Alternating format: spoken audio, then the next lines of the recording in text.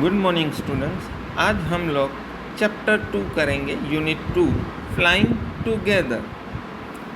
मैं इसके कुछ पैराग्राफ रीड करूँगा और फिर मैं आपको एक्सप्लेन कर दूँगा। Flying together. Deep in a forest stood a very tall tree. Its leafy branches spread out like strong arms. This tree was the home of a flock of wild geese. They felt safe there. One of the geese was a wise old bird. He noticed a small creeper at the foot of the tree. He spoke to the other birds about it. "Do you see that creeper?" he said to them. "Let us destroy it." "Why must we destroy it?" asked the geese in surprise. "It is so small. What harm can it do?" "My friend," replied the wise old bird, "the little creepers will soon grow. As it creeps up this tree, it will become thick and strong." "What of that?" asked the geese. "What harm can a creeper do us?" "Don't you see?" replied the wise bird. "With the help of that creeper, it will be possible for someone to climb this tree. A hunter can come up and kill us all." अब इतना समझा देता हूँ। Flying together. अब जंगल में एक बहुत बड़ा पेड़ था, काफ़ी घना पेड़ था और बहुत मजबूत पेड़ था। उसकी बहुत सारे डालियाँ थी, उस पर काफ़ी घने पत्ते थे और उस पेड़ के ऊपर जो बतख है उनका घर था। वो लोग वहाँ पे रहते थे और काफ़ी सेफ महसूस करते थे, काफ़ी सुरक्षित महसूस करते थे। उन बतखों में से सभी बतख जवान थे, पर एक बतख बूढ़ा था जो काफ़ी होशियार भी था। एक दिन उसने एक छोटा सा पेड़ देखा कि जहाँ पे हमारा पेड़ है वहाँ पे एक दूसरा छोटा सा पेड़ पैदा हुआ है, निकल आया है। तो उसने सारे दूसरे जवान बर्ड्स को कहा कि हमें वो छोटा सा जो पेड़ है जो अभी अभी निकला है हमारे पेड़ के पास, हमें उसको निकाल देना चाहिए, बर्बाद कर देना चाहिए, उस पेड़ को निकाल के फेंक देना चाहिए। तब सभी जो जवान थे बतख, उन लोगों ने कहा कि ये पेड़ जो इतना छोटा सा है वो हमें क्या नुकसान पहुंचा सकता है। सब लोग चौंक के पूछे। तब वो जो बूढ़ा बतख है वो कह रहा है कि ये छोटा सा पेड़ एक दिन बड़ा हो जाएगा और ये बड़ा होके ये हमारे पेड़ को लपेट लेगा। तो दूसरी जवान बतख बोल रही कि भाई ये पेड़ जब छोटा है अभी बड़ा हो जाएगा तो ये हमारे पेड़ को लपेट लेगा, तो इससे तो हमारे पेड़ को कोई नुकसान नहीं होगा। बोले इससे पेड़ को नुकसान नहीं होगा लेकिन हमें नुकसान होगा, क्योंकि इस पेड़ के सहारे कोई भी शिकारी के आदमी ऊपर चढ़ के हम सबको पकड़ भी सकता है, मार भी सकता है और हमारा शिकार भी कर सकता है। अब आगे। "Well, there's no hurry," they replied. "The creeper is very small. It would be a pity to destroy it now. Destroy the creeper while it is still here," the old bird advised. "Now it is tender and you can't cut it easily. Later it will become harder and you will not be able to cut it." We will see," answered the birds. But they did not destroy the creeper. They forgot the wise old bird's advice. As the creeper grew, it began winding its way up the tree. Stronger and stronger it became until it was as strong as a thick rope. One morning, when the geese had gone out in search of food, a hunter came to the forest.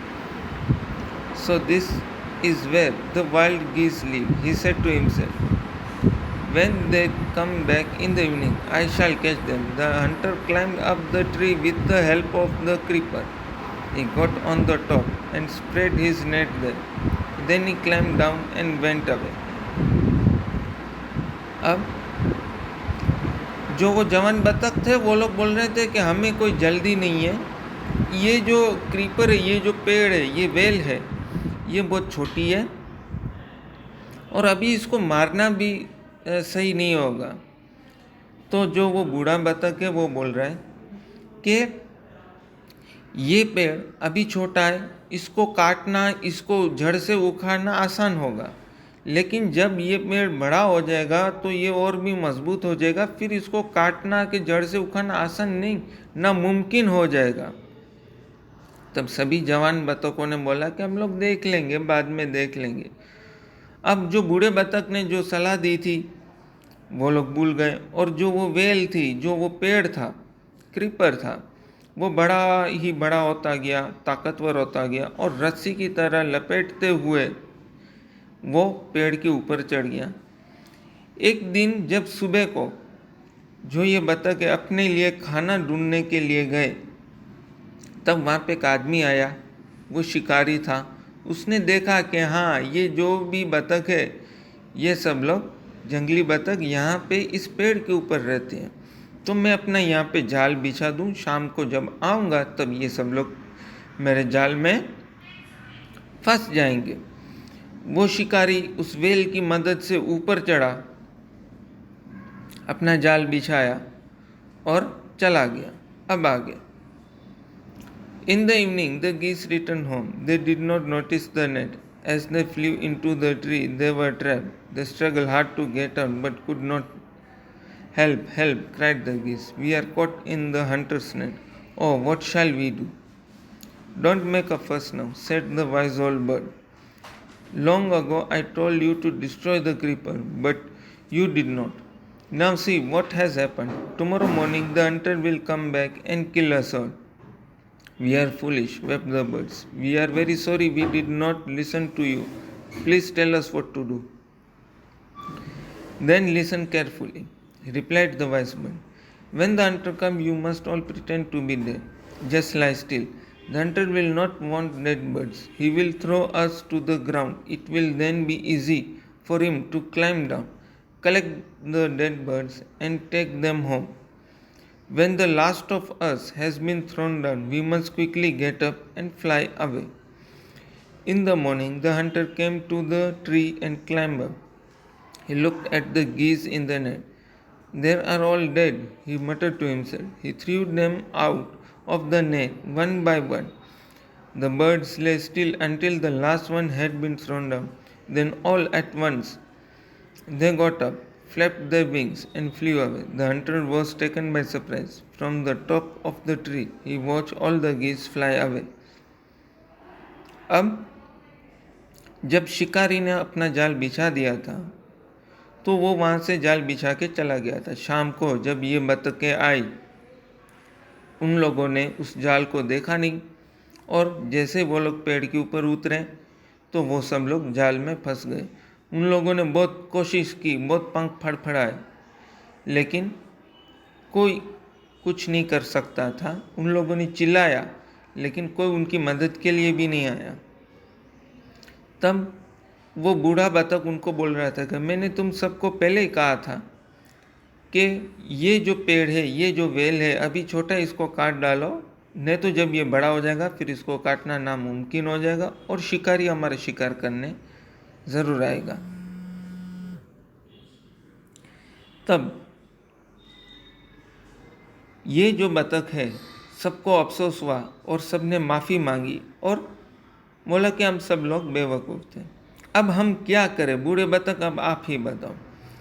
तो वो बूढ़ा बतख कह रहा है कि अब मेरी बात ध्यान से सुनो। देखो, कल सुबह शिकारी आएगा और जब वो हमें देखेगा तो वो कहेगा कि हाँ, ये सारी की सारी बर्ड्स मर गए हैं, और वो हमें ज़मीन पे एक एक करके नीचे फेंकेगा। जब तक आखिरी बर्ड नीचे ज़मीन पे ना फेंकी जाए तब तक कोई उठ के उड़ेगा नहीं। तो जब दूसरे दिन शिकारी सुबह को आया तो सब बतख मरने की एक्टिंग कर रहे थे और सब ऐसे पड़े हुए थे जैसे ये बतख मरे हुए हैं।